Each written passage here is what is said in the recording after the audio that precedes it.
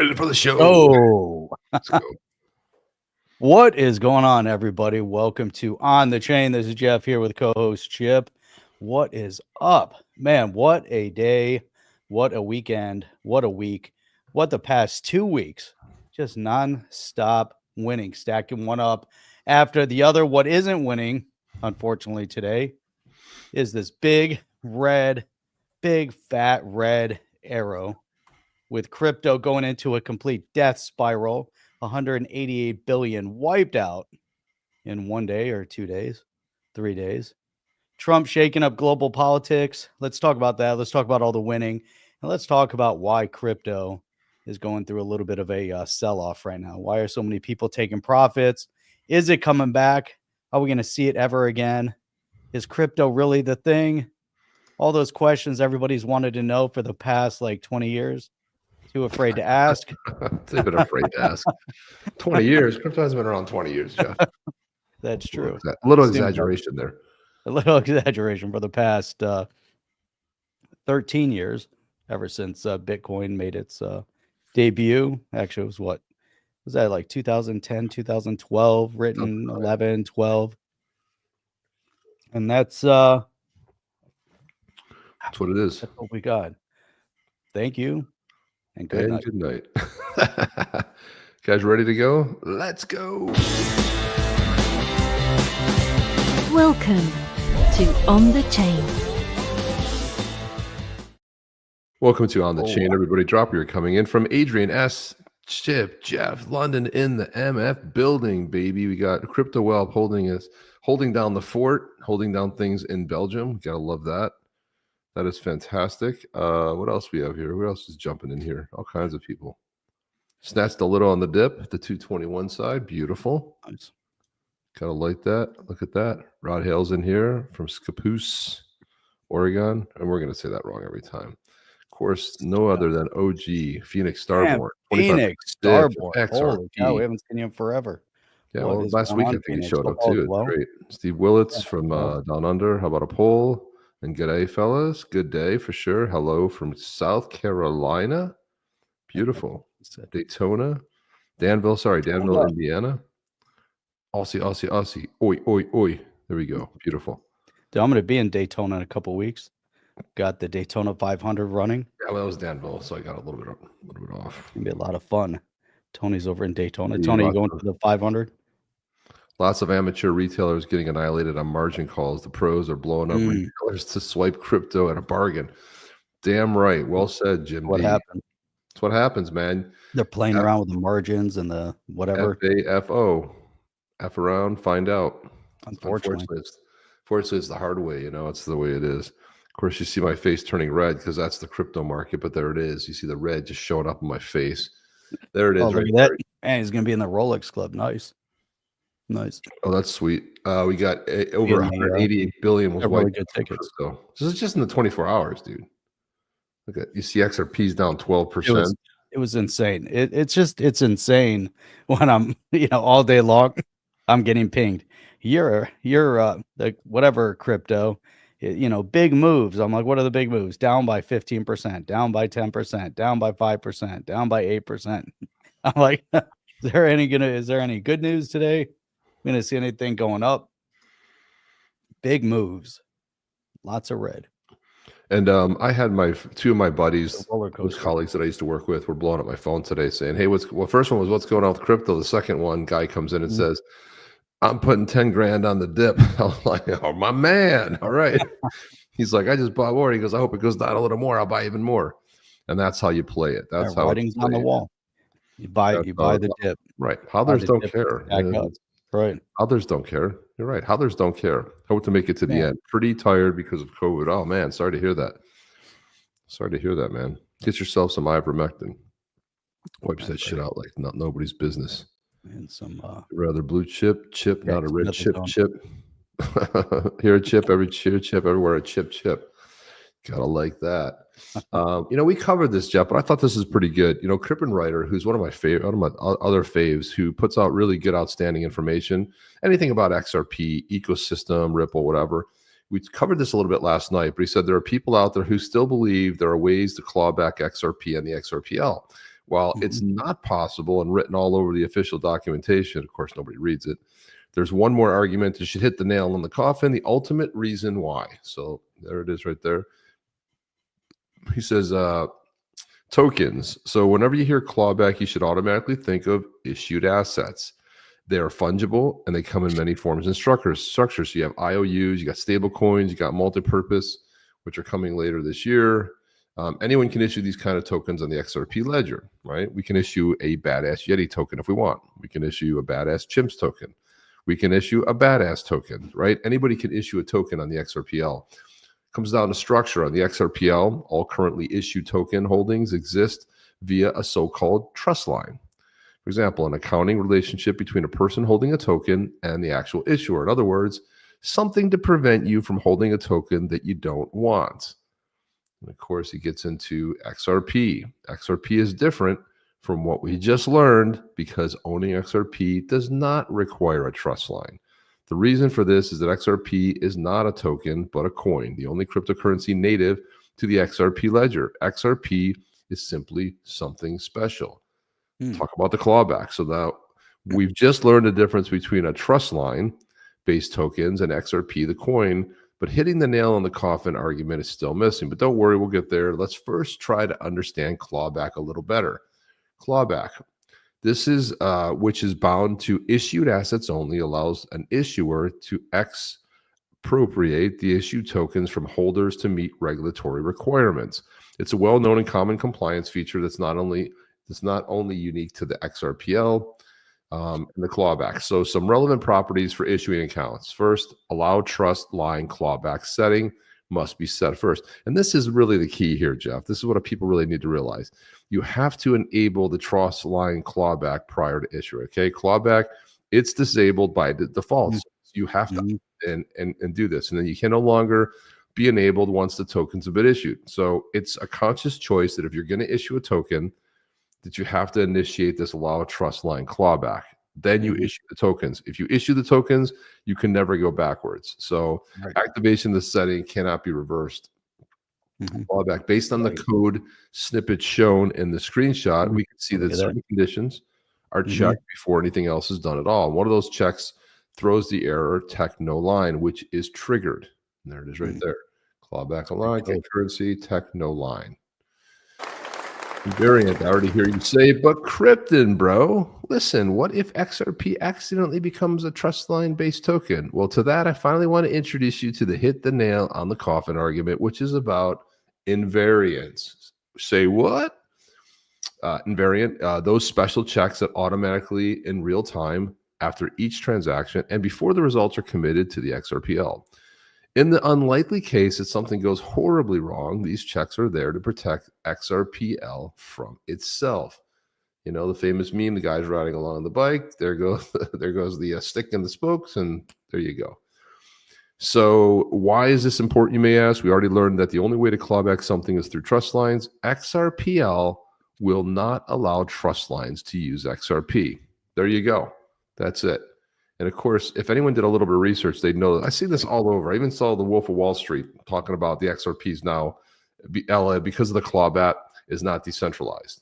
I mean, and he's pretty good. Scott's a pretty smart guy. I mean, he really is. But he wasn't really saying it himself. He was just posting from one of these goofy articles you see all around there. So the summary, issue tokens exist on the XRPL, for example, IOUs. Fungible issue tokens holdings exist via trust lines. Clawback is bound to trust lines only. The clawback fails if there is no trust line set, and an XRPL or an XRP trust line doesn't exist. Invariant checking is a safety feature of the XRP ledger, the XRP ledger, and no XRP trust lines invariant prohibits the creation of XRP trust lines. XRP cannot be clawed back. So it was nice to take. There we go. There you go. Everyone's happy. I thought that was very well done and kind of really simple, like made it simple and clear and kind of like run through it. But this is a very good way to, and again, if you guys sign up, if you guys go to onthechain.io, scroll to the bottom, there's a place to put your name and your email address. I recommend you do it right now. Jeff, throw the URL in there. But if you do that, after every show concludes, all of these links you guys see us talk about, all the videos, maybe you want to share it to somebody, maybe you want to show it to somebody who missed the show or a friend. That's where you can get them all. So it goes into your inbox. You don't have to read it, but you also can see the podcast itself. If you go to one of those, Jeff, show what the email generally looks like. You can do this. What You I'm can be talking like, about. I want free, or you can support us too. You can do whatever you want. Either way. But then what's very cool, you click on podcast, like, wow, I missed the show yesterday, Saturday. Want to look at XRP's historic Q4, even though today we're talking about XRP's historic loss for 2025. There you go. Yeah, so we're talking about its historic boom. But you click on that, you can listen to the show, you can go back and watch the show. You can see who the show winner was. Yesterday was Matt LaRoche winning a badass Yeti from the White Tribe, one of the Ash Yetis clan guys. So you can go check that out. And then all the different articles that we covered throughout. So you can go check them out. You can go read them. You can go enjoy, experience every video in real time, or in your own time, I should say. So it'd be your time, when your own real time. But then you can go back. So make sure you guys do that. Go to onthechain.io, check that out, and let's get going with that. That's how it goes. Yeah, that's how you do it. And I'm going to go there and put the actual sign up there. Just throw your email in there, just right there. And that's all you have to do is click on that link. You throw your email address in there. You click sign up. You're done. We don't sell your data. We don't do anything with Easy it. squeezy. We don't like spam either. So we just send you this stuff so you can see it, which is fantastic, right, Jeff? I mean, it's really fantastic. It's really fantastic. Super cool. David Schwartz kind of chimed in on the whole dip thing. Uncle Buster. Uncle Buster's in the house. Uncle Buster puts on an amazing show, by the way, guys, and brings in a lot of great authority, people chiming in. We've been lucky enough to be on Uncle Buster's show. He's brought us in a couple times. We've had some amazing chats. Patriots over there, and also, you get some different opinion as well. But yeah, Uncle Buster is the dude. Trudeau is Fidel Castro's son. He's definitely tore Canada. Right on. We're going to talk about that a little bit tonight too. Look at that. Look at this. Crypto Whelp is saying, by the way, me and Flatliner are the same person. Just phone and PC have different accounts. I didn't know that. I did not know that. Thanks for letting us know. So you have COVID then, right? Is that what you're saying? Is that what you're telling us? Crypto Whelp doesn't have COVID, but Flatliner does. Flatliner has COVID. Flatliner streams. I didn't know that Crypto Whelp and Flatliner were the same.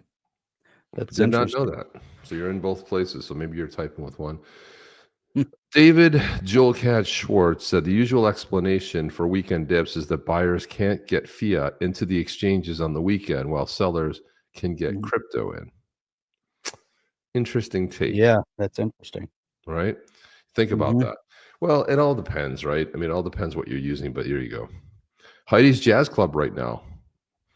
It's interesting. Jim D is always at a jazz club or in some sort of a bar. He's watching the show too. He's listening to jazz. He's like at a bar jazz. Got his drink going. It's his favorite pastime, really. He must. Do you bring headphones, Jim D? I'm guessing you have earbuds in your ears while you're like in one ear, and then the other ear you listen to some jazz music. I don't know. It sounds like a great thing. Cops streaming again. That's a bad thing. That's why the whole market is tanking. That's the whole. Yeah, now we know. Now we know exactly why it dipped. Yeah, type in Yeti, guys. If you want to win a badass Yeti NFT, the chance to win one, you go ahead and type Yeti at the end of the show. We will be giving away a badass Yeti. I picked one out. As soon Jeff will tee one up for us, and then we'll be picked out a Guardian. Well, this is a real special night. So the Guardian.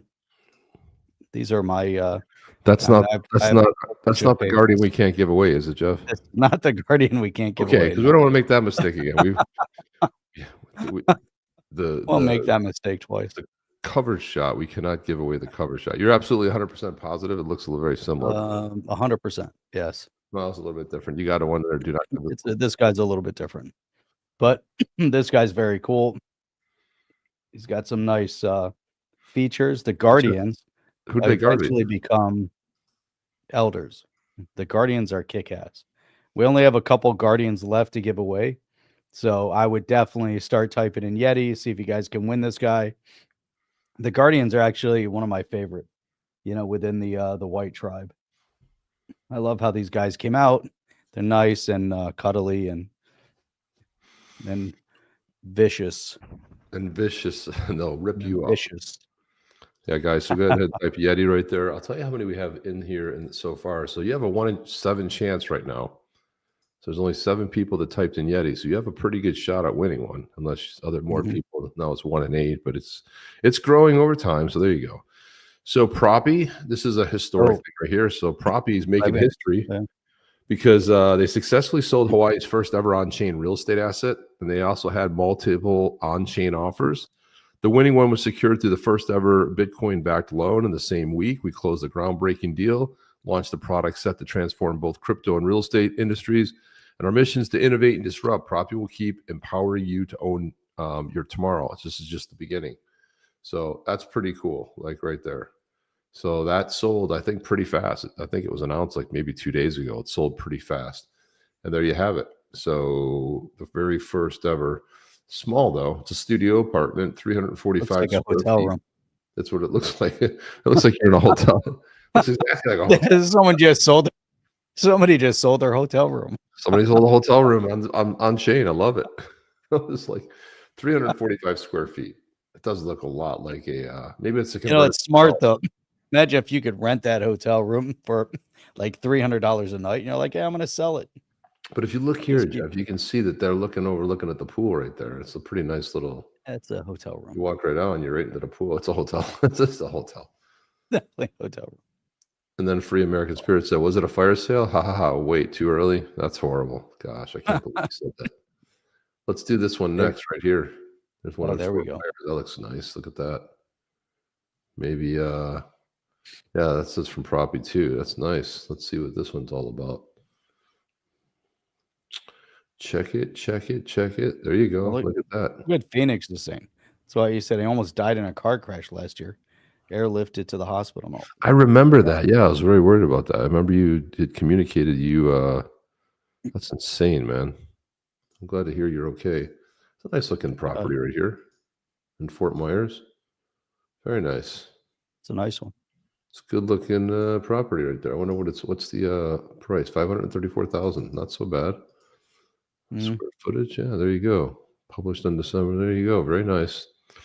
Nice. Very nice. I like that quite a bit, Jeff. There's a lot of Yetis.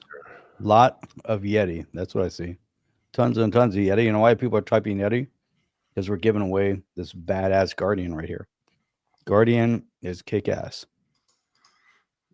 With this, Flooring Guy says, "What's up, everybody? Still alive and mentally stable? We're all going to be fine." That's right. Mark Smithson's, "I stayed at the hotel, called the front desk, told them I got a leak in my sink, and they said, go right ahead."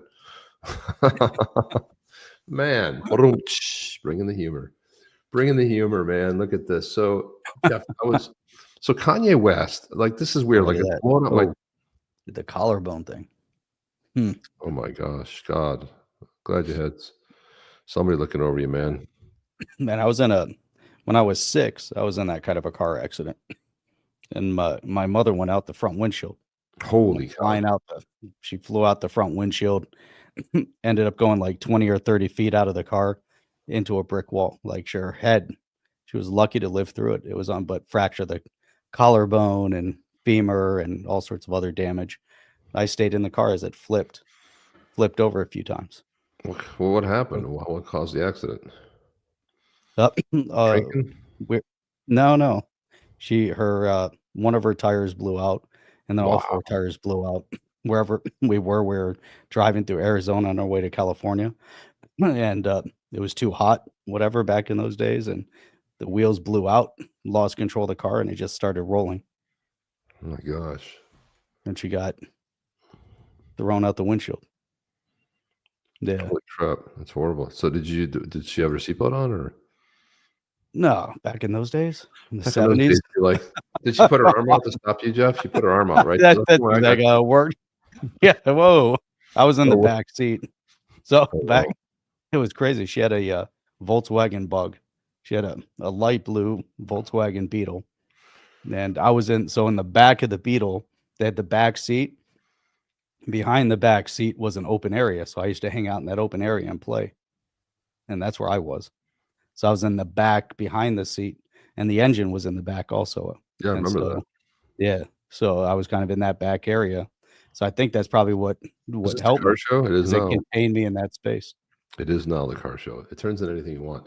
Jeff, so I'm looking at the Grammys. I can't show it on the Grammys. show. But, Kanye brought his wife, and she had this big Mhm. fur on, and then she takes the fur on, and she's got a basically see-through dress. I'm like, why are we doing this? Like, why is that blowing up on my all over X?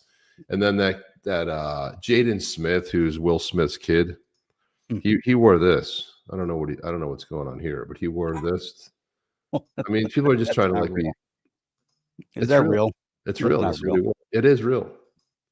Yeah, What the? it's absolutely real, Jeff. I kid you not. Yeah, so he wore this to the thing, and then but Jody's fixed it. Look at see, but he fixed it. He went and fixed it, but this is from tonight. I kid you not. So Who he sort does of like that? fixed it up. What is that? That's so that he wouldn't get slapped in the head, like in case somebody wanted to slap him in the face. It's like protection. I don't know what it is. Is it like a movie he's doing or something? I don't know, but it's getting so weird. Like all you have to do is type Grammy, and you'll see Kanye's wife basically naked at the Grammys. I'm like, I don't understand why. And it was just, it's just a little too much, Jeff. It's a little too much. But it's a good thing we got it fixed up there. There you go, right there. You see, got BG123, got the knight, got the king on there. It's beautiful. 227. You know what's funny, Chip? People are like, oh my God, can you imagine back in November if you said in a couple months we're going to say 227 is low? Yeah. Well, it was in November. or 50 cents. No, it's 50 cents. I'm talking about before the election. Oh, yeah, We're setting at 50 cents. And in a couple months, we'd be like, oh my God, it's only $2. It's only $2.30 right now. BG123. Listen, guys, you have a 1 in 17 chance to win a badass Yeti NFT today. That one right there, the Guardian. Coveted. That one right there is coveted right there. That's one of the top ones right there. It's gonna be beautiful. We only have a limited number left. That's the whole thing, in terms of who the fake Indian is. You can mint them. You can go and try to mint some of these badass Yetis. Jeff, do you know who the fake Indian is? Show you guys where to do that. I have no idea who the fake Pocahontas is. Okay, you do know, Jeff. I definitely know you know. Well, Pocahontas type. She said, no one. I can't even. Can you imagine if you could do her horrible voice? No one elected Elon Musk, as Donald Trump allowed Musk to access people's personal information and shut down government funding. Republicans in Washington will also know the consequences. We must do everything in our power to push back and protect people from harm. You're irrelevant. Nobody cares. You're just an old lady screaming at the sky. And I wrote, hey, you know what else? No one voted for the deep state. The American people chose to cut government waste and drain the swamp. Now both are happening full throttle. So go ahead and enjoy the show there, Pocahontas. Enjoy it with all your... And Jeff, do you remember that video we played? This is one of the greatest videos of all. I don't know who does this stuff, but man, this is one of the one yesterday. Yeah, I gotta see if I can. Where is that one? Let's see if I can find it again. My gosh, it was fantastic. Maybe it was the other day. Was it the other day? I don't know. When did we put that on there? Gosh, I don't even know. For some reason, I can't seem to find it now. Man, it's got to be here somewhere. Looking through my long list of videos.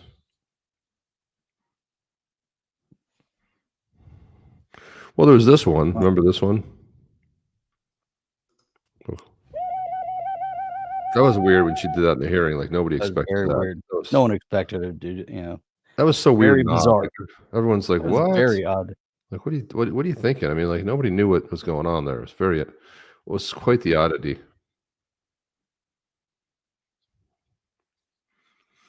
Man, I cannot. Didn't we just have that? The Navigator said, as long as blockchain backer says we're not going into a bear market, we're all good. It is good. Yeah, and he seems to know that we're not going into a bear market, so nobody's worried. It's just going to be temporary. We'll get some legislation pretty soon too, so I'm not really 100% worried.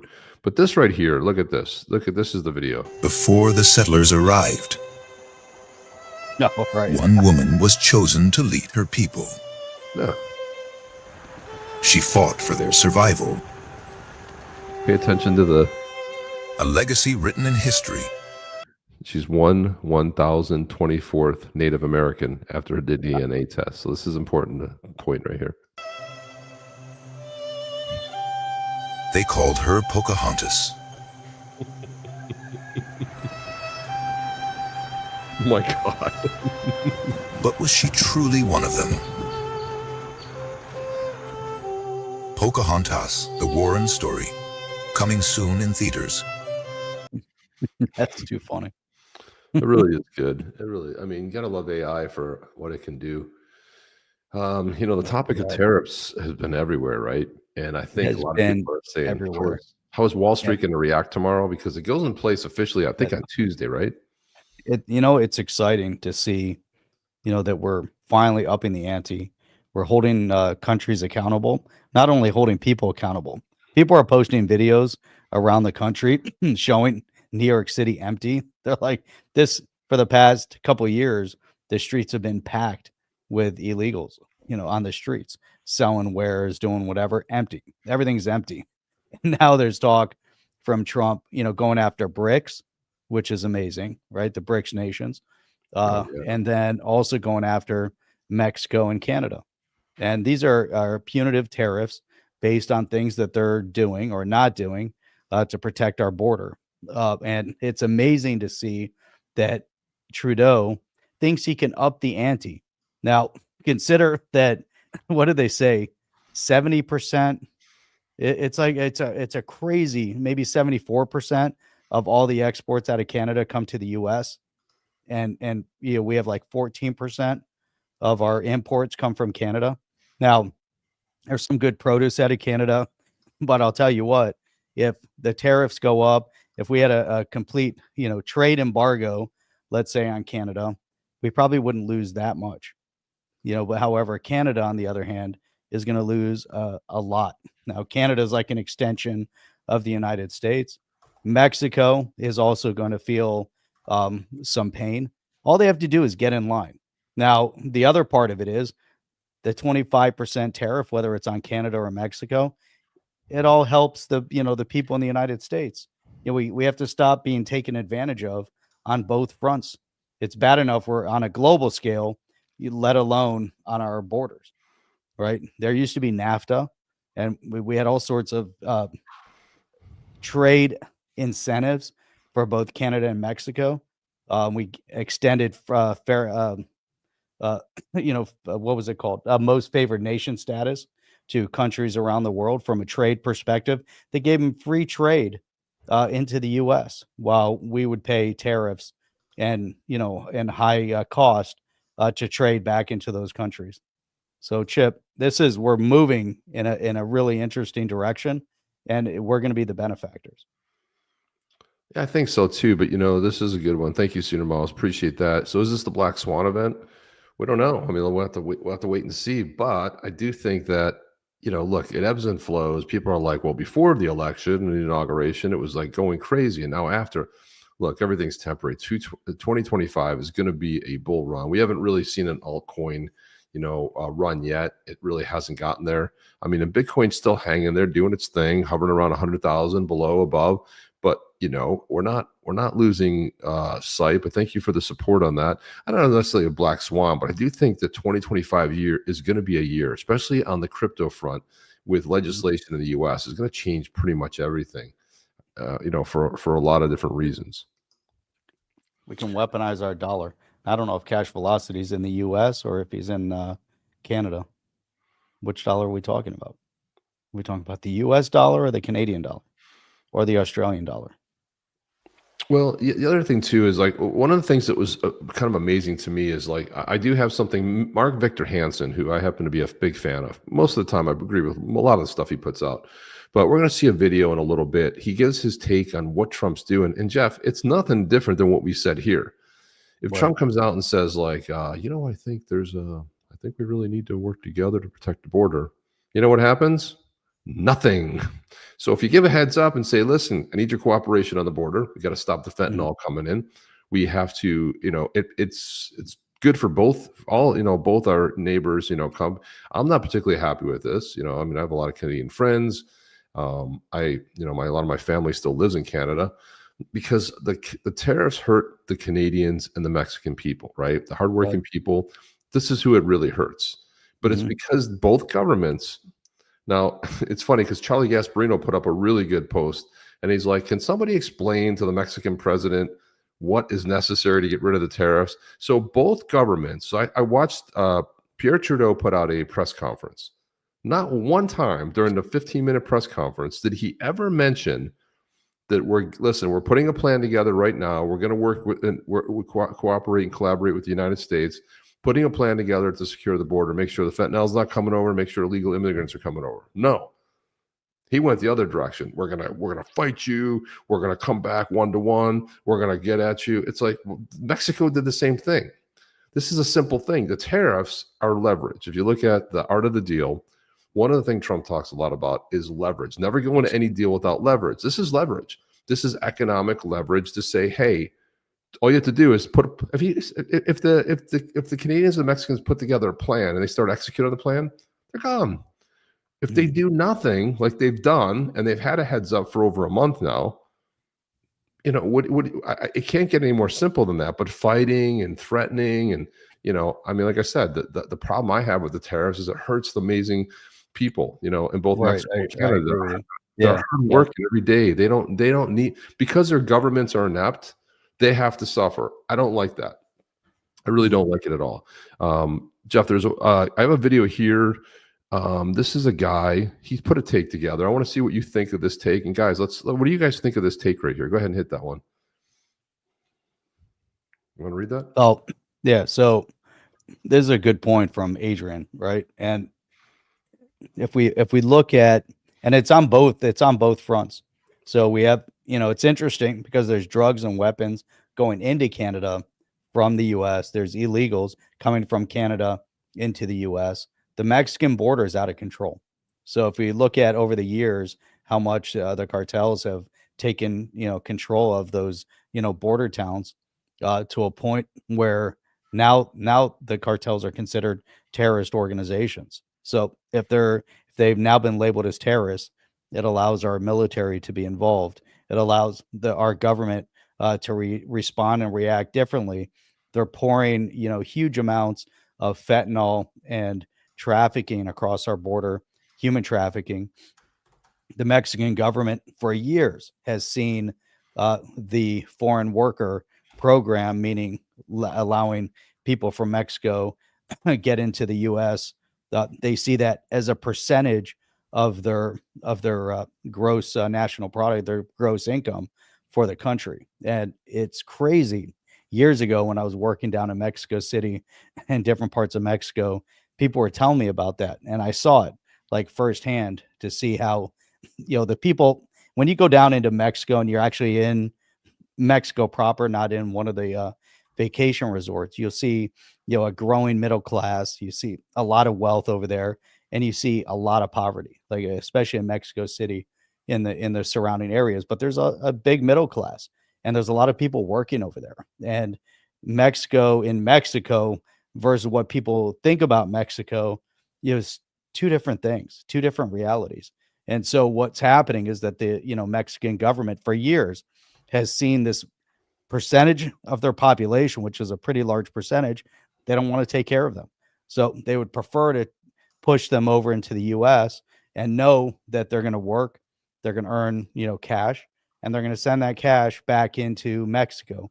And then the government is going to anticipate that a certain amount of the annual revenues, within Mexico are going to be based off of those foreign workers. Instead of them trying to do things and develop the country and look for ways to, further expand on and, what they could potentially do. They could be an economic asset down, south of our border, but they've chosen a completely different approach. So Chip just walked away. But it's really, it's an interesting phenomena, when we have to look at these different scenarios that are unfolding. And now, it's all coming to a head.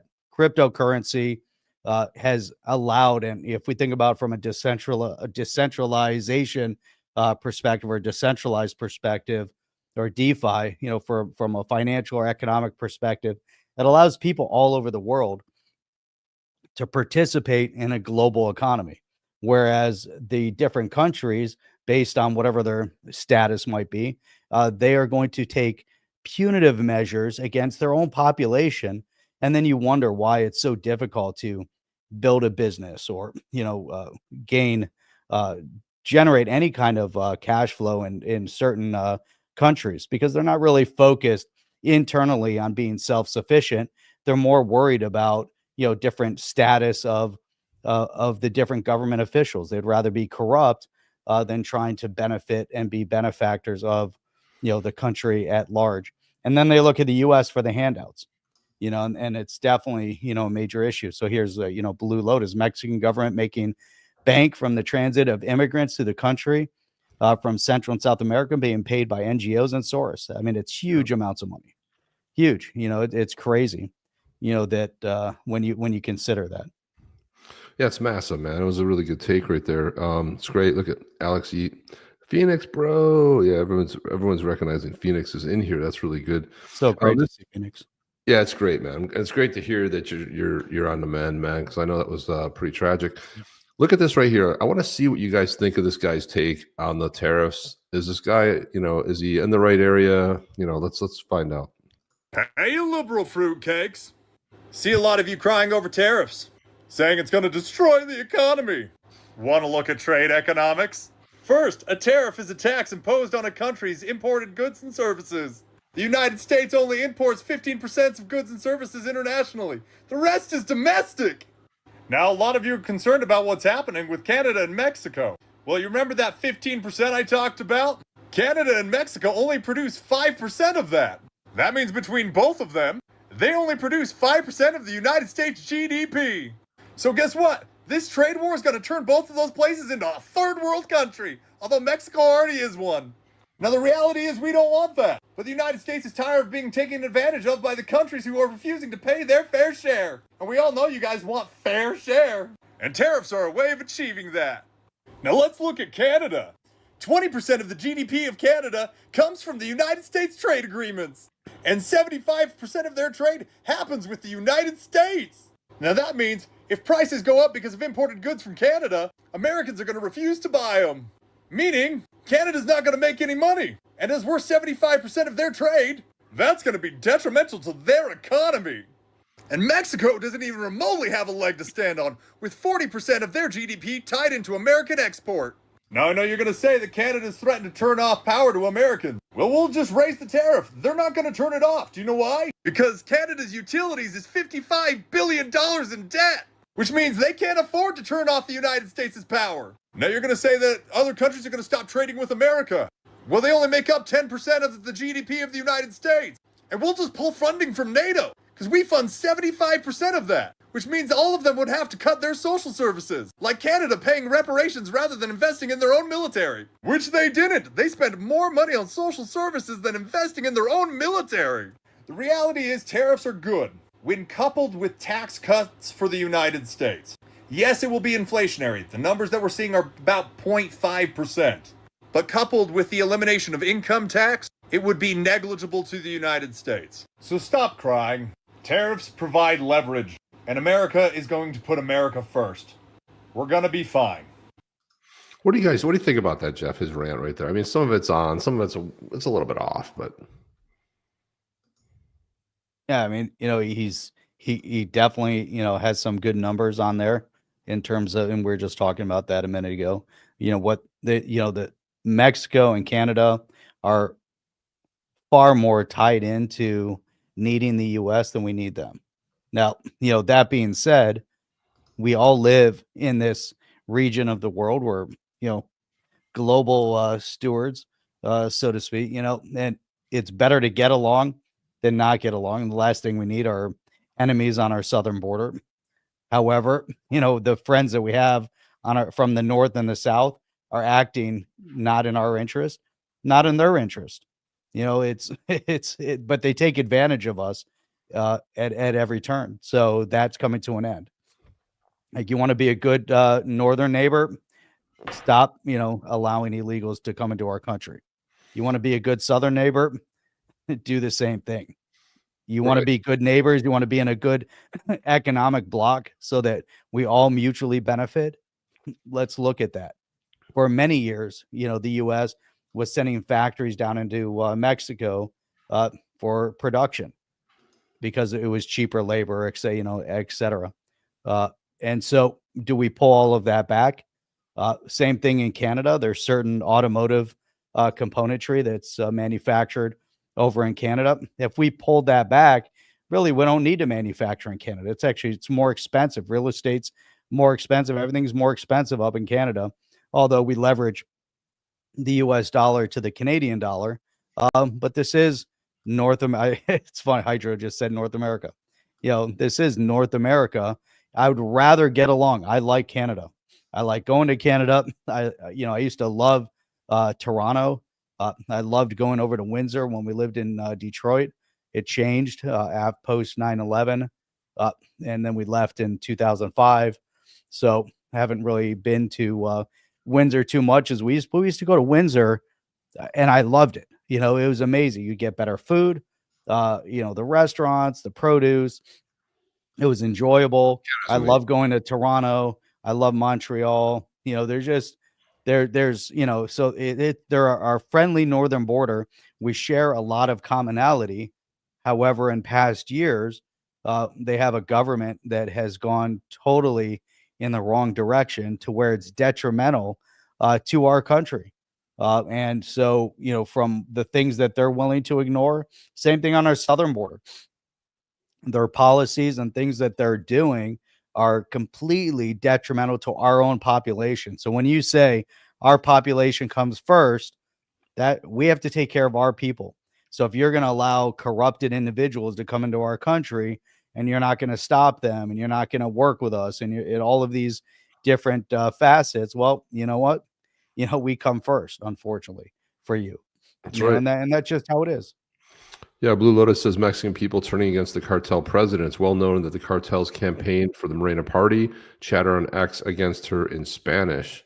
Millions of Americans and Canadians live full-time or part-time in Mexico, not the least of which vacations or tourism. That's True. absolutely true. They do. There's a lot of Americans in Mexico, especially. There's a lot of Canadian. Look at down here, come wintertime, you go to Hollywood, Florida, and all you hear is French Canadian, and you see Canadian license plates everywhere. Yeah, they own Hollywood, Florida. They have for as long as I can know. And they love speedos, Jeff. I've noticed that too. Speedos, right? As inflation in Canada is almost absolutely mental. You got to take out a mortgage just to purchase eggs. Yeah, it's insane. Well, this is what the part that's disturbing is the fact that the governments are absolutely, they're horrible. Both governments, and the problem is it hurts the people. This is the problem, right? You're trying to do something against the government. It's really against the people, and that's where they get enjoys tariffs. Tariff a nation that there's a 10% tariff going on China. Now that could be a lot higher. I know it's going to produce billions of dollars, but still. We also have to remember, and also John Deaton chimed in on this. Let's listen to what he sort of says here about the tariffs. He had an idea. He said that the topic of tariffs, and I understand this is John Deaton. I understand how tariffs work and understand why a country like ours would or should impose them at times. Half my feed on X is saying tariffs imposed by Donald Trump are great and exactly what America needs, while the other half is claiming doomsday. I see a lot of Republican support for the tariffs, although historically Republicans and conservative think groups were generally opposed to tariffs and then considered them to be opposite of free markets. So what changed? Are they just following President Trump's lead, or have world events transpired in a way of making tariffs necessary? Tomorrow, when the pre-market opens around 6 p.m., we'll see Wall Street's reaction. Then he names a bunch of people here. He thinks the spaces to discuss the newly announced tariffs. American and Canadian would be awesome. Would be great if Pompliano and Scaramucci participated, because I think they may be on opposite sides of this issue. Sorry to put the Anthony's on the spot, but take it as a compliment. Jeremy Hogan chimed in. He said it's breathtaking to see how quickly political parties have swapped positions on certain issues what do either of them stand for nowadays? Well, I know what they stand for. Funny thing is, I got so much heat on. I got someone from the UK blowing up on my feed. Always blows up my feed and this and that. Just having where do we have political parties swapping positions on what issues is he talking about? It's not on tariffs. Well, they said how is it on tariffs? Because the Democrats, Clinton is the one who proposed NAFTA. Clinton is the one who put in place the most favored nation status. So what he's saying is that the Republicans in the past haven't favored tariffs.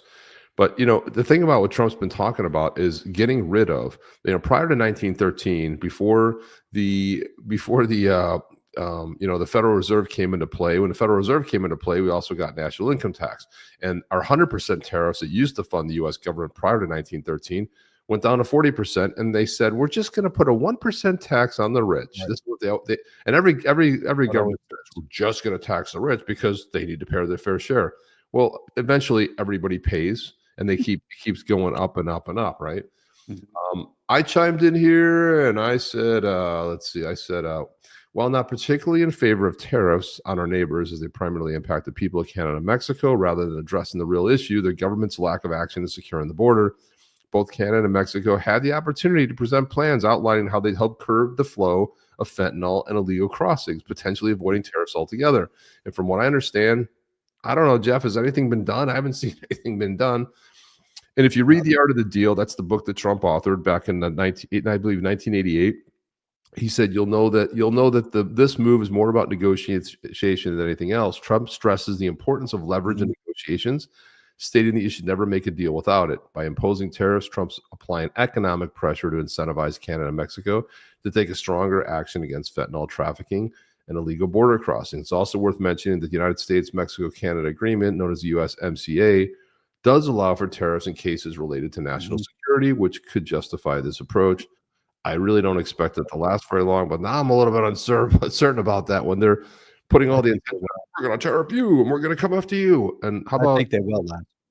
Well, they have to, but and Pierre Poilievre is really leading on this issue as well. He wanted to play a video that he put out. Let's get your take on this one, Jeff. This is something that he was said in the parliament. Are in on the Prime Minister's radical liberalization of hard drugs. And the funny thing is, this is from December of 2024. Results are in on the Prime Minister's radical liberalization of hard drugs. He teamed up with the BC NDP to decriminalize fentanyl, crack, and heroin. He lowered jail sentences for mass producers of deadly fentanyl. And 80% of the fentanyl made in Canada is done so using ingredients that are not even regulated, but come right into our country where they're cooked into that poison, now threatening our trade relationship with the U.S. Will he reverse his radical liberal drug agenda to save lives and jobs? He's not there to do the work of delivering based on science, I just want to let everybody know, this is not AI. This is the actual guy. It's the one of the weakest. He's beyond weak as a leader. He just can't even get the words out fast enough. It's just as silly, this Trudeau, man. Look at this. Here we go.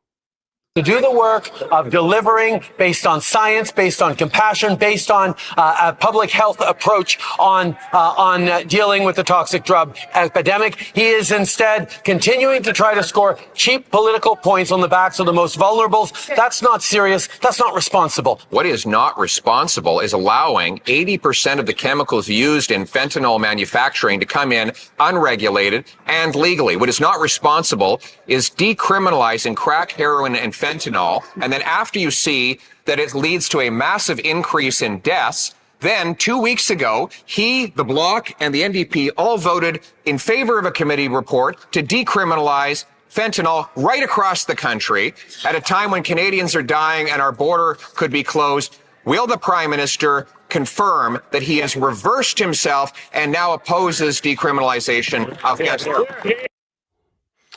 Guy's a rock star, man. He's an absolute rock star. There he is. He gets on so many levels. He's so well spoken. He'd probably be one of the best prime ministers Canada ever had. And a lot of what that has to do with is he wants to make Canada great, but he also wants to put Canada first. And every country should be thinking about he has to do that shit. He has to put Canada first. Who else is going to put Canada first if he isn't? Who else is going to look out for Canadians?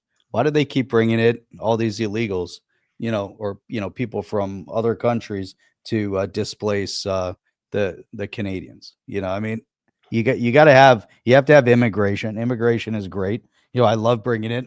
I love the brain drain from other countries coming here, but I don't want the worst of the worst coming Right. from other countries here when all they do is cause chaos and havoc.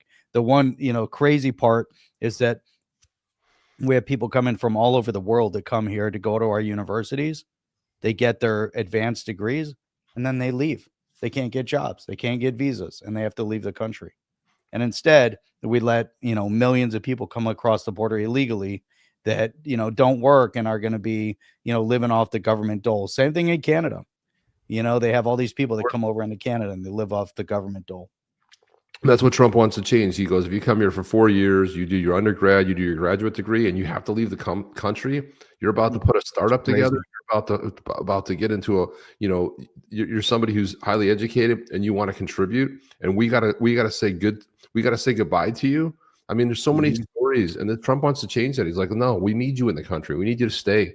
You put the time in, you put the work in. Of course, why would we say goodbye to you when somebody just walks across the border? And again, Trump is for legal immigration. I'm for legal immigration. So is Jeff.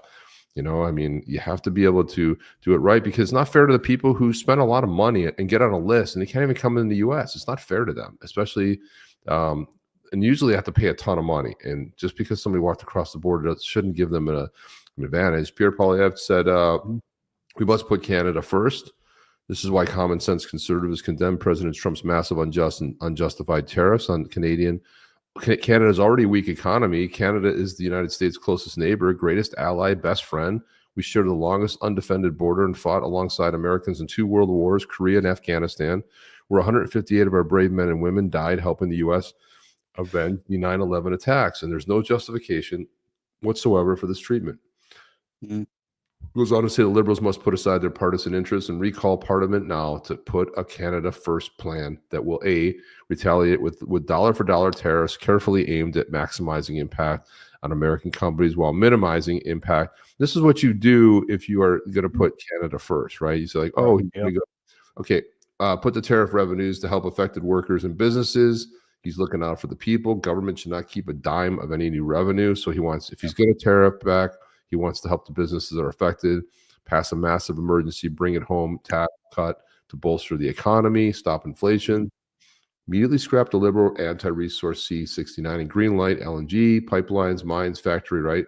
And right here, bring in truly free trade with Canada by knocking down interprovincial barriers to help replace. So these are all the things he's looking out. And this is the big one right here. This is the one that I pulled out. Rebuild our military and take back control of our borders to regain confidence of our partners, assert our sovereignty and protect our people, and put Canada first. So this is it. This is somebody who's looking out for Canada is going to do, and it has to do, and he says it right here. This should be number one: rebuild the military and protect the border. But it's in everyone's best interest. But you got to protect the economy. You got to defend sovereignty. And again, it's the guy's a rock star, and it's like he's putting his country first, and he's doing what he believes is in the best interest of Canada and the Canadian people. Where Trudeau's out there just yip yap, and he does a whole press conference and gives no value. There's nothing plan, just a bunch of empty rhetoric. It's pretty crazy. This is good what Phoenix is saying here. Something that costs $10K to build shouldn't cost the government, $200,000 to build. Government needs to be stripped to the bare bones, accountable for every cent, tracked on the blockchain. It's amazing to see what Doge is doing here in the US already.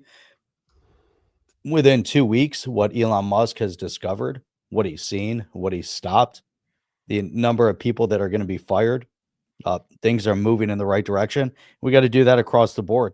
If we look at what Milei did in Argentina, he came in, said, all these, government entity organizations gone. We don't need them. See ya. School board or whatever that's called, gone. Let's get rid of it. Bring it back to the state level. Let the individual communities decide what's good for their kids, not some bureaucrat sitting in Washington. They don't even show up for work. There's all these buildings sitting vacant, and these people take us for fools. They get paid ridiculous amounts of money in government. Doge has been averaging $1 billion a day in savings since Trump took office. And one of the big ones, they're so funny, some of them, right? So one of them was office buildings that no one shows up to. We're spending tens of thousands of dollars on coffee that no one consumes. So Yeah, where's that they going? keep delivering it. Yeah. Pablo's making a good point here. Pablo Martinez says things seem bad now, but we must clean house before we move forward. It'll all get worth it. It'll all be worth it when the dust settles. And I said, look, the first 6 months are going to be rough. Strap in. It's going to be rough because everyone's trying to take Trump down. They're trying to stop Trump. There's all kinds of craziness going on. But this has been on the economy's. We've been in a recession for 2 years. You just can't change the definition and say, oh, you see, we're not in a recession. So we're on a brink right now of what things could happen. Mark Victor Hansen, Jeff, I think this video is really good because I think it kind of dips into what you and I have kind of discussed on the chain here, but it also talks about Trump's approach because a lot of people get it wrong. A lot of people miss the point. They think it's bombastic, he's crazy, he's mean tweeting. No, all of this was in the campaign. If you were paying attention for the last year, everything that's happening was what he said he would do. Promises made, promises kept. But I want you guys to listen to this video. I think it's really well done and crafted, and it does give a different insight into who Trump is and why he acts the way he does. Two things going on with Trump when he trolls. So he looks around the spectrum of foreign policy challenges, and he has certain things he thinks needs to be addressed. And he knows it's not eccentric, that other people have mentioned it. So I'll give you an example. People for a long time have talked about, since World War II, that Greenland is in North America and it's very important. And the United States needs extra rights there to base. Then he looks at Panama and he looks back at the treaty that Carter signed, 1979, and it gave primacy for the United States to go through and at a discount rate, and it was supposed to be free of foreign, and he sees China there. So then he looks at Canada, and he says they're under our nuclear umbrella, they're not paying their fair share of the defense, the border is open, and they've got a radical Trudeau. Then he looks at Mexico, and he says they've got $63 billion in remittances that's coming in. It's their largest source of foreign exchange, and yet that comes in from anywhere from 12 to 20 illegal aliens, many of them who are on public assistance that we're subsidizing. It's the largest source of foreign exchange, and yet they let caravans come right through from Guatemala. Victor Davis Hansen just revealed Trump's secret weapon, trolling with a purpose. When Trump floats ideas like renaming the Gulf of Mexico or buying Greenland, the media lose their minds. But behind the shock, there's always a strategy. Trump doesn't just want attention, he wants results. One thing is clear, Trump isn't playing by the old political rules. He forces the conversation, reshapes the debate, and, more often than not, gets what he wants. Hansen breaks it all down in this must-watch analysis. So he sees all these problems, so then he starts to bring attention to them by being art of the deal outrageous. So instead of saying, we're very worried, if he was a sober and judicious politician, he'd say, I'm very worried about China. There are some ambiguities in the treaty, and this is a concern, and I'm bringing a bipartisan commission to. No, he's going to say, China's taken it over. We might have to go in there. I won't rule out the force. Then he'll say, why doesn't Greenland just come join the United States? We'll buy it. Or he'll say, the Gulf of Mexico, why isn't it the Gulf of America? Or then he'll say, Canada, we can make it a 51st state. So that's outrageous, and that gets attention. And then people start to discuss the real problem, because there are real problems there. And then there's another element that it's trolling, because the more you start to talk about it, and you dismiss Trump as the Europeans do, as boisterous, divisive, eccentric, you start to look at other realities, and the realities are irony. Take the Gulf of America. So Trump says, it's time to be Gulf of America. How you like that, Mexico? But then you look at the coastline of the Gulf of America is 1,700 miles on the U.S. side, and it's 1,700 miles on the Mexican side. It's been Gulf of Mexico for 400 years. And the left introduced into the popular discourse the idea that there are no names sacrosanct. If you have the Woodrow Wilson Center, change it. The Hollowed Boat Hall, change it. So he's saying, well, they change names. They do it, not me. So I'm just going to change the name. They've had 400 years. It will be in Gulf of America. We have the same amount. It's fair. And that gets people upset. And then Mexico gets upset. And then suddenly Mexico says, we'll stop that caravan and let's negotiate. And then Panama, he says, well, you think we're an imperial power? You're against imperialism and Yankees? You brought in the Chinese. They're worse imperialists than we are. You're a colony of China. And that gets a further iron. Then he says to the Danish, you're lecturing me, that I'm getting in your internal affairs? You're a little tiny country, and you are a colonial power. You've got this big continent, and you're acting like you're a 19th century colonial. And this is coming from the EU? And you look at Greenland, the distance from New York to Greenland is shorter than from Greenland to Copenhagen. And Greenland's in North America. So it's 19th century, 18th century Europeans coming into North America and colonizing. And I want to let the people of Greenland decide. And the same thing with Canada. He's saying, well, maybe you should defend yourself because, you don't want people, we don't want people to be our colony. And we have all this one-way trade with you. I guess we're a mercantile colonial power where the British learned that colonialism didn't work. So either be part of us or just stop it. Just go your own way and, but if you don't and you want to have a symmetrical, you better close the border and you better have reciprocal trade charges and you better pay up if you want to be a partner. But if you want to be a colonial subject, then keep doing what you want and we'll treat you that way. So anyway, Jeff, it's a longer video, but it's really well done and said. What are your thoughts? I like it. Yeah, I heard parts of what he had said, and he's definitely spot on. Without a doubt. Things that he's referencing, the direction that we're moving in, the direction that we have to move in. Things are picking up at a rapid pace. Dude, it's like 2 weeks. It still amazes me. It's 2 weeks. And the record's being set straight. Yeah, and promises made, promises kept. Crimson says, I love these little propaganda videos convincing boomers that racism is the answer. Okay, all right, Crimson. Well, please give some hard proof of where the racism occurred in that video, because that's a really heavy reach right there, okay? Crimson also says, schizophrenia is the answer to politics, apparently, according to these propaganda YouTube videos with military music playing. He did have a lot of that music in the background. That set me off a little bit. I don't need the music like that. It was like, well, that's because somebody else took music. Well, that's because somebody took his interview that was kind of dry, put some music for some emphasis. A recession is nothing compared to what's coming. Oh, really? Okay. You mean what was coming the last 4 years wasn't bad enough? Okay. All right. Sure. This is funny. It's like, it's nothing compared to what's coming, the doom and gloom. Yeah, because everything else that was done worked really well. So sure, why try something new? That would be a waste of time. I just want to point out that since the election, dude, we put it but all, you know what? We put it all on here, man. I mean, you have all the right to disagree. You Crimson, but he's right about the music.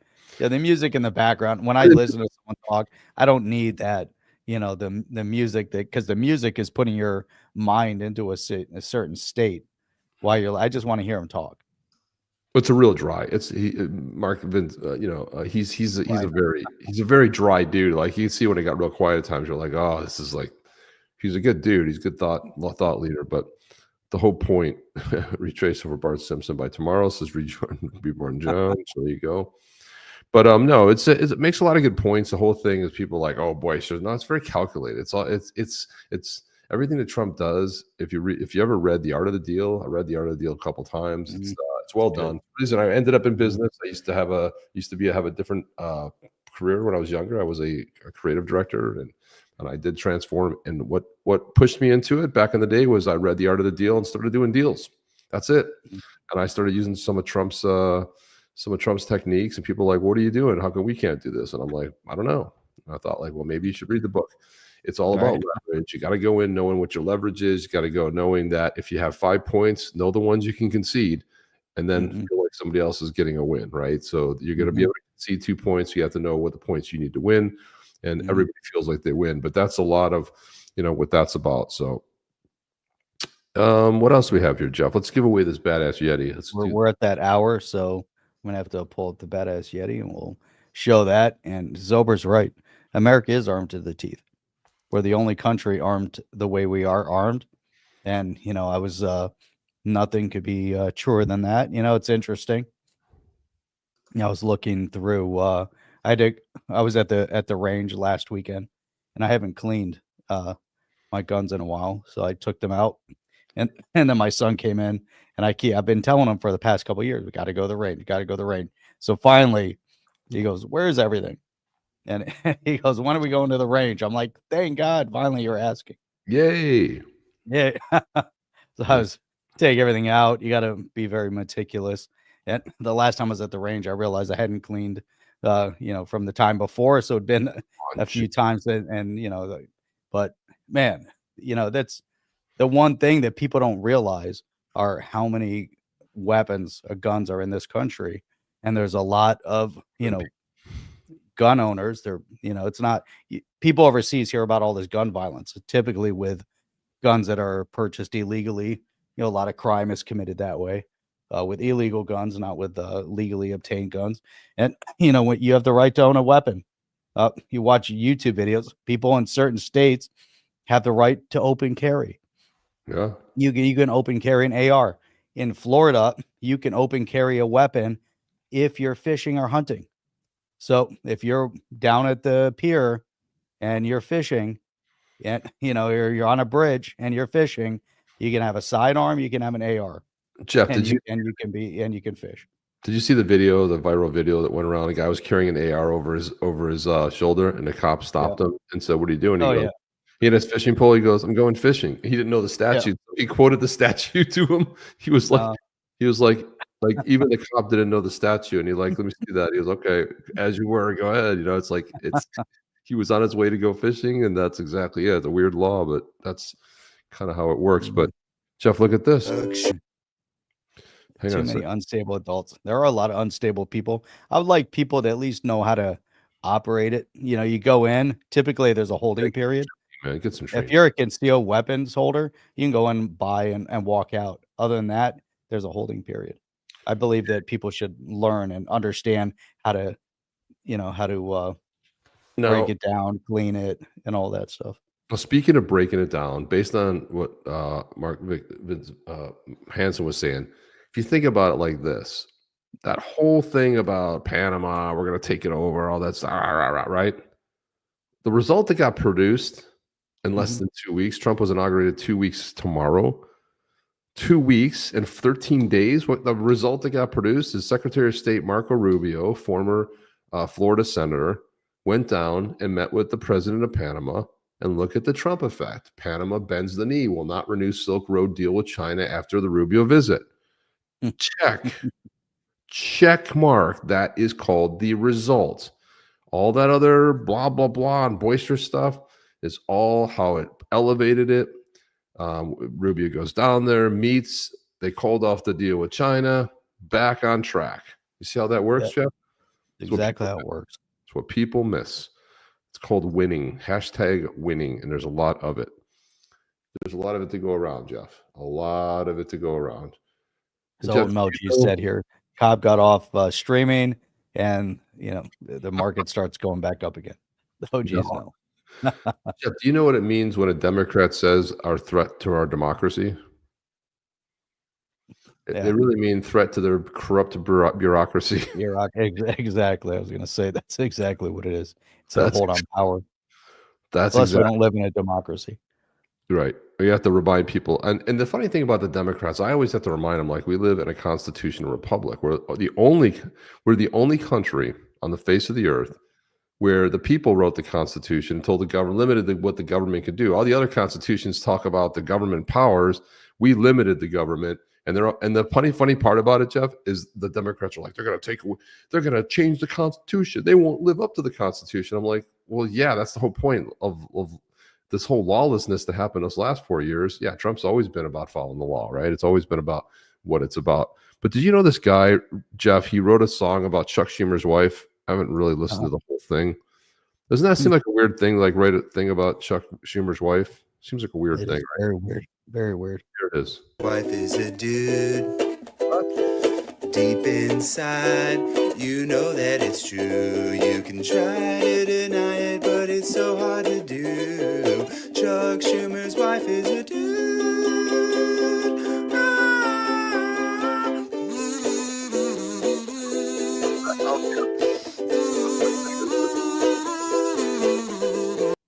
Oh, that's rough, Jeff. My God, I don't know if that's true. That seems way off, Jeff. I don't know. People are crazy these days. They're just insane, aren't they? See that? That's a Canadian dollar, Chip. Yeah, well, that's not Look good. at that dip. Look at that dip. It's like a cliff. Oh yeah. You know what? That's not. But it's been worse than that. I can remember. I mean, right now, it's trading at like 33%.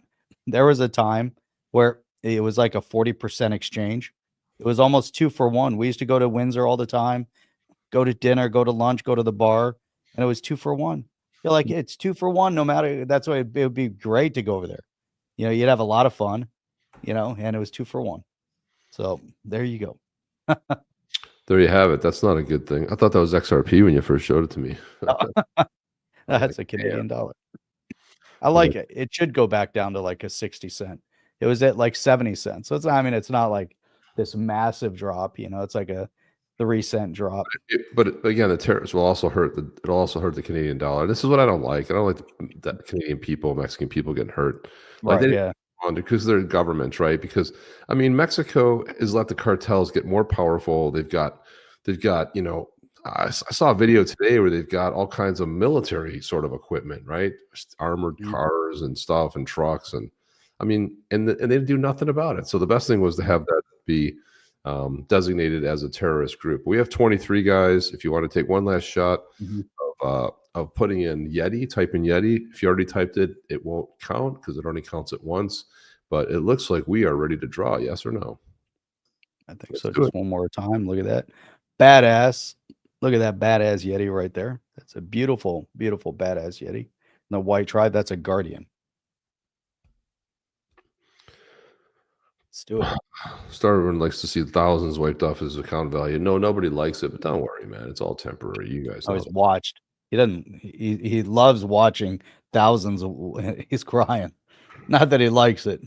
Nobody likes it. I know it's he's being It's being a little facetious. Facetious. There you go. Here we go, guys. Ready? Say that a few times fast. Who's going to win? A 1 in 23. Here we go. Really 1 in 23. I typed Yeti. That's right. It's badassery right there. Who do we got? Who's it going to be? Who is going to win? Who's going to get a Yeti today? Edward. OG Ed. Ed. Big OG on the channel here, Ed. Is Ed here? I hope Ed's here. Ed, are you here? Ed Brunchalowski. Ed Here. Brunchalowski. Are you here, Ed? Because you know the rules. If Ed isn't here, then you know what we got to do. We're unfortunately going to have to redraw. Yeah, we have to see. I don't know. I haven't seen him chiming in here. Ed. At his girling house, yeah. You can have any. So he says, congratulations. We got to just Ed is actually Brad Garlinghouse. That's his pseudonym that he uses when he comes in here and hangs out with us. Rumors now, Jeff. We don't know. Come on, Ed. We got to do. Hey, the Franz got it. He got it, but I don't know if he's here to get it. That's the problem. I'm not sure if he's here. Where the heck is he? No. Oh man, that sucks. He gets here, man. I'm gonna give you like 5 more seconds. I don't think he's here. You asked if he was here. Said, "Hey Ed, are you here?" Get that 20-second delay. Yeah. Edward. Ed, my God, this is horrible. He took off. He's no longer here. Edward. Well, that means everybody has another shot at it. Let's roll again. Says blue loaded. Roll it. There we go, guys. We're gonna roll again. Sorry about that, Ed. Here we go. Ready and let's go. Rolling the dice again. Who's going to be the winner? Hope you're here. This doesn't last until the night. Let's see. What do we got here? Ray Run. Run wins. Ray won. Run. Didn't Ray Run just win again? Ray Run won not that long ago, actually. I remember him coming up here. Man. I got to see. But Ray Run might not be here. Please. There it is. Oh, he's on top of it. He's already popped in with here. Wallet address. He ain't messing around. There we go. He's got that beautiful. Nice. There it is right there. That's what you won. Bam. Let's see how long it's been since Ray. It's been a while since Ray won. Yeah, it's been maybe last year. I think he won. That's been good. yeah, It doesn't matter, man. Everyone has It's a random call. Everybody has a chance. Thank you. Yeah, awesome. Nice. That's a killer. That's a killer one. Yeah, we see it. We see it up here. Jeff's gonna grab it in a second. There it is right there. We My see it. favorite one. I love how it was like here, boom, and here's the wallet address. See, some people take direction well, Jeff. They got their wallet, they were ready to go, and then bammo. And see, Ray was already ready, knowing that he didn't, it wasn't the first name that came up. And guess what? He was there. So you gotta like that. Ray Run is here. And Ray Run is a supporter of On the Chain. So there you go. Yeah. There you go. Okay, here's how fast it is. So I'm just typing in a few things. He had his why did he have his address so soon? Because we said it at the beginning of the broadcast. So be ready. Be ready. Go get your wallet ready. You gotta say you're here. You gotta pop it in. If you hit the copy button, all you're doing is waiting for the time, and then you hit paste. That's not that tough. So there you go. Here we go. So we're gonna go boom. We're gonna go boom. I gotta remove it. Take it off. We go hit the transfer. This is how quick this thing. I love this because try to do this on like OpenSea or one of these and be like, I'm gonna open up my app and now I want to transfer stuff over real quick. It actually takes more time talking about it. Oh, great. There was an update. Yeah, it's more time talking about it than the actual scanned right now. Popping up, swipe to accept, processing. Got to do the acceptance. Boom. It's thinking. It's in process. And it's verifying. Boom, done. There you go. Ray Run now owns this badass Jeff Yeti, and it's not just any badass Yeti. It's a Guardian. Guardian, baby. Do we want to play another propaganda video before we get out of here with military music in the background? I love propaganda video. Let's play another propaganda video with military music in the background. Ray's part of the Yowies run the Yeti trafficking. They're trafficking Yetis into Australia. Yowies are coming out next, though. The Yowies will be making their. The Yowies are coming out. That's gonna be exciting. I can't wait. There's gonna be a slim number of. Yeah, but they're definitely gonna make this propaganda video is for Crimson because he says he loves them. He loves the propaganda videos. So let's put another one on. Ready, guys? Let's watch this one. Deep state. The Trump you feared in 2020 is nothing compared to the strategic mastermind he's become. For 4 years, you thought you won. What you really did was give him time to study the entire corrupt playbook. Every dirty trick, every hidden lever of power, every bureaucratic scheme. He's mapped it all out. Us patriots wanted someone who could truly drain the swamp. MAGA Nation, smash share to help the channel. He spent 4 years learning exactly how to demolish it. We just confirmed what patriots have been hoping for. Trump isn't playing defense anymore. He's got a battle plan that will shatter the entire corrupt system.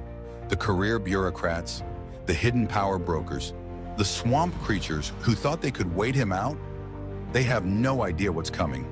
This isn't about politics anymore. This is about dismantling the machine that's been stealing your freedoms. Looking at you too, rhinos. When Trump returns, change won't come slowly. It's coming like a tornado. Ready to witness the biggest takedown in American history? Pay attention, because the real fight is about to begin. This was made before he even took office. Oh my gosh, was it like it was so right? I mean, it was so on. I'm seeing Visual Vendetta over there talking up some good stuff. So I want to show you something. Visual Vendetta. Let me go ahead and pull this up. The White Tribe. So here we go. And this is the whole reason. He said he wanted that one. He wanted it, man. And here's the thing. you can go over to, very simply, you can go over to XRP.cafe. I'll drop the link for the White Tribe. Here it is right here, guys, because I get it. There's probably something you want. But here it is right here. And this is why I was saying this is the guy who's the cover. That's why we can't give him away. But you got one very, very close to the cover image that actually describes that. They're 12 XRP. It's going down and down, so it's even less. So 12 XRP. We have 31% are minted. And then you can see that you can actually buy some of these. If you see one that you like, you can go ahead and make an offer. Now, remember, this is when XRP was like 40 cents. So that's why these are high, but you can say buy now, and you can actually make an offer. You can see there's an offer you can make an offer button, and you can offer whatever, and someone can accept it or not. It's up to them, right? So these are all the ones. And if you want to come over here, if you want to click on this and you want to just go to the, let's see, this is weird. This is the one that doesn't have the, rarities here for some reason. Yeah, for some reason there are rarities. I still gotta talk to them about that. But anyway, what you can do, and you also can't select by the, you can't select by, there's a clan name right there. There you can. So if you want to see these are all of them right here. But if you want to see the Guardians, you can click there. They make up 9%, 9.5%, and you can see them all right here. There they are. There's the whole Guardian lot right there. Look at that comment right there from Ray Run. Ray Run said, "Visual Vendetta, I'll trade if you want. I have 2 similar Yetis." Man, he has another Guardian. The Guardians are awesome. I love the Guardian. There you go. You see, you can, like these ones here, you can make an offer. The Guardians, I mean, they're similar looking. They got different, facial expressions, or they're slightly different, but you can see that, there's the different eye color, different, wearing different things, right? A little bit. In the lore of the Yeti, the Guardians become elders. When an elder dies, there's 7 elders. Oh, yeah, 107. Only 7.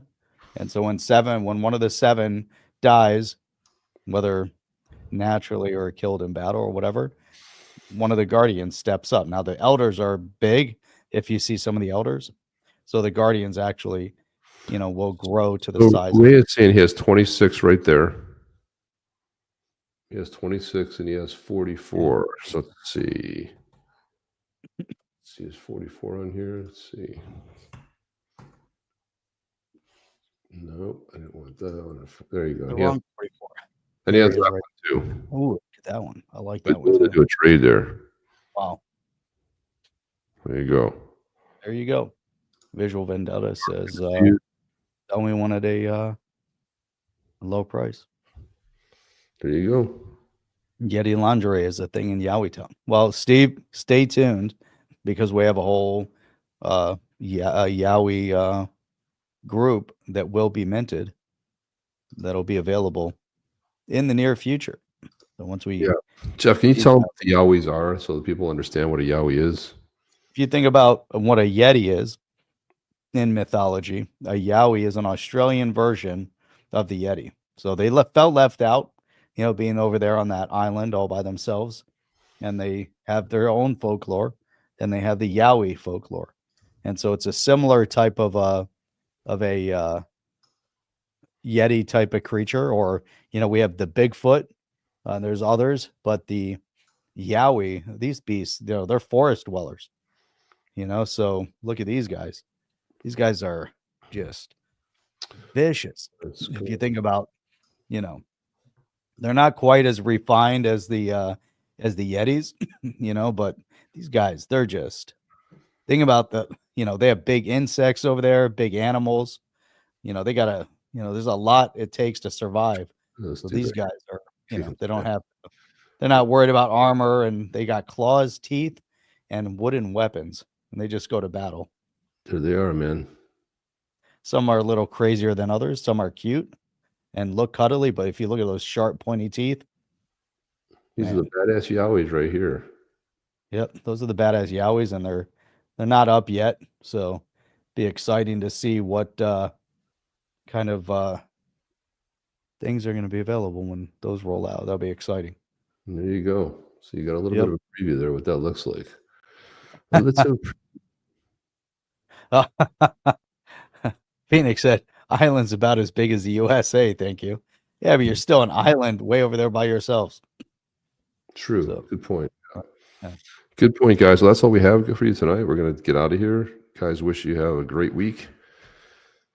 Yowie's 5 times bigger. Look at you. Are they? Yeah, we'll be doing that. Than a bigger in size, bigger in excitement. Well, We got a thanks. huge Australian following, a Rod. big contingency here from Australia that we love, and we got to meet a whole bunch of people from Australia when we went over there for the Wave of Innovation, which, by the way, is an amazing conference, and the Wave of Innovation will be coming up again very soon. And we're Phoenix, planning. where are you? Where are you located, Phoenix? It's going to In be in the Gold Coast, so up by Brisbane there. So I don't know where you're located in Australia, but you should definitely come.